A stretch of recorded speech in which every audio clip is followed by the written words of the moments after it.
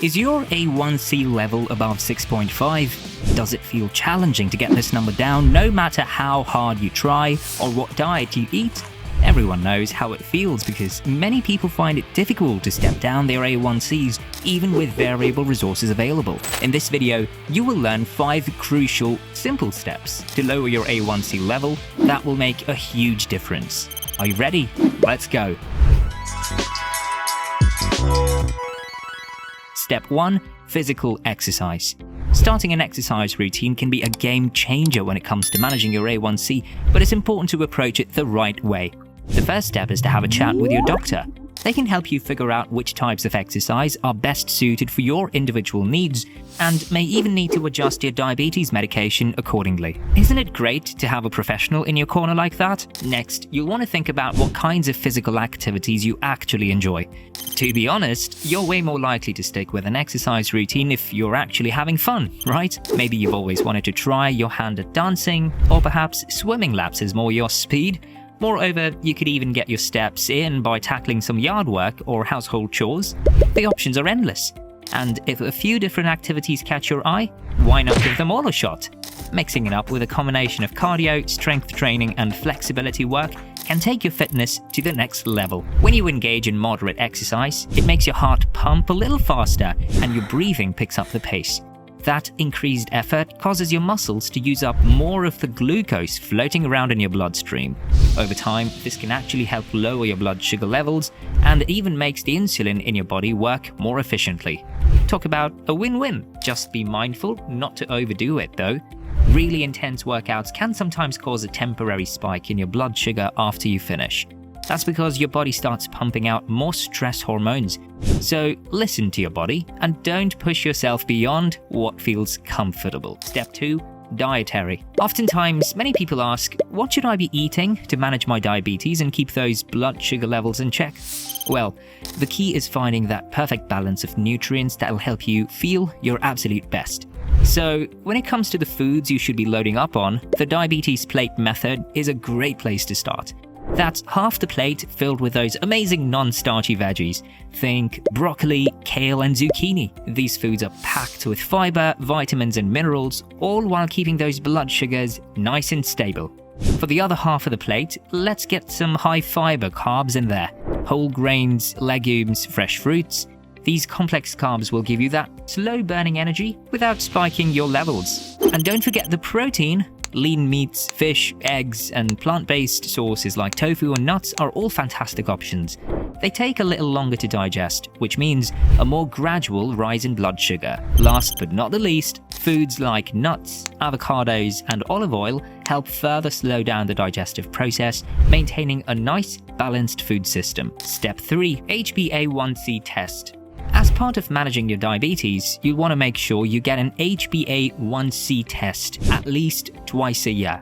The HbA1c is a simple blood test that gives your healthcare team a snapshot of your average blood sugar over the past 3 months. This helps them to see how your diabetes is doing and spot any patterns or trends over time. It's one of the essential diabetes health checks, so make sure you don't skip it. The results of the HbA1c test will tell you how much sugar is hanging around in your blood.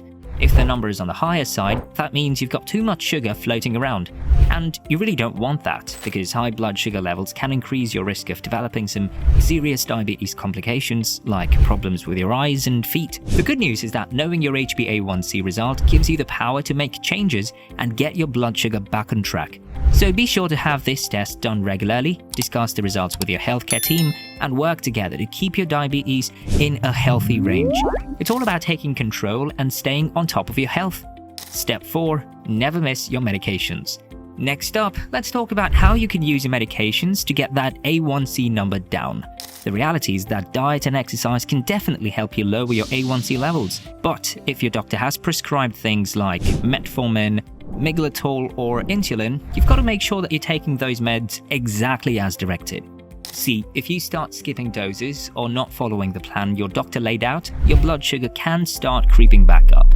And when that happens, your A1C is going to rise right along with it. But if you're diligent about taking those medications as prescribed and making it to all your appointments, your blood sugar should stay nicely under control. And you'll see that reflected in a nice, low A1C number. Now, you know the ultimate goal might be to cut back or even stop needing those meds altogether, and that's awesome. Just make sure to talk to your doctor about that plan. Don't try to ditch the prescriptions on your own though. Work closely with your healthcare team to figure out the best way to manage your diabetes through diet, exercise and medication. That's the surest path to keeping your A1C in a healthy range. So stay on top of taking your meds, keep crushing those lifestyle changes, and let your doctor guide you. With that approach, you'll be well on your way to some seriously impressive A1C results in the next 30 days. Step 5. Check weight loss goal. Now let's talk about that A1C and how your weight plays into it. A lot of people think that if you've got type 2 diabetes, you'll be overweight. But that's just not the case. There are plenty of folks managing their diabetes who aren't carrying extra pounds compared to those who live with type 1 diabetes. Type 2 diabetes patients are more susceptible to be overweight. But whether it is type 1 or type 2 diabetes, you may not need to drop as much weight as you might think to start seeing a real difference in your A1C levels. Endocrinologists often recommend trying to lose just 5 to 10% of your current weight.